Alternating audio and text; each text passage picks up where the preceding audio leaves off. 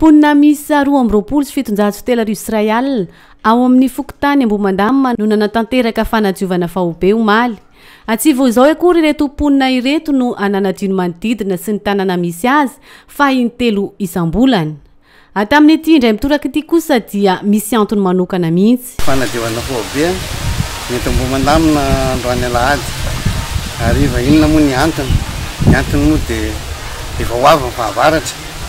Ary misy repesta manindrindra ka tokony tsy izao no anaovana azy fa noho ny antony io dia fahadiovana amin'ny tanàna dia izany ny antony nampandrosoana aloha ny fanadiovana satria alao mitsoroka toy izay mitsabo. Ho an'ny sektora fahadimy manokana dia samy nanatanteraka izay avokoa ireo ponina miisa 700 satria nisy ny fanaraha-maso manokana.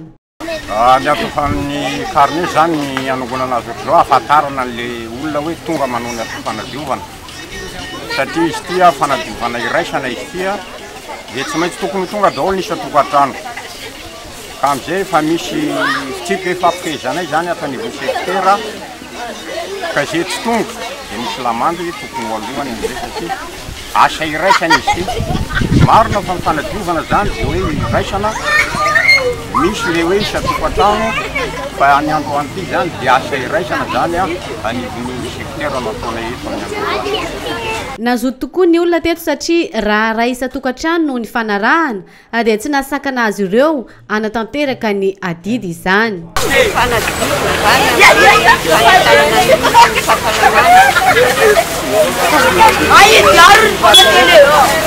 Nareo zao natokantrano misy firy dia firy nareo no mahasolo tena manadio?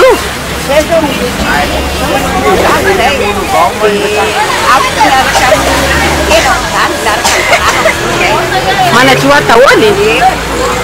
Fagombiazana no azo ilazaina zao hetsika izao hoy ny sefy vokotany satria ny adidy vita ny fafinaretana azo.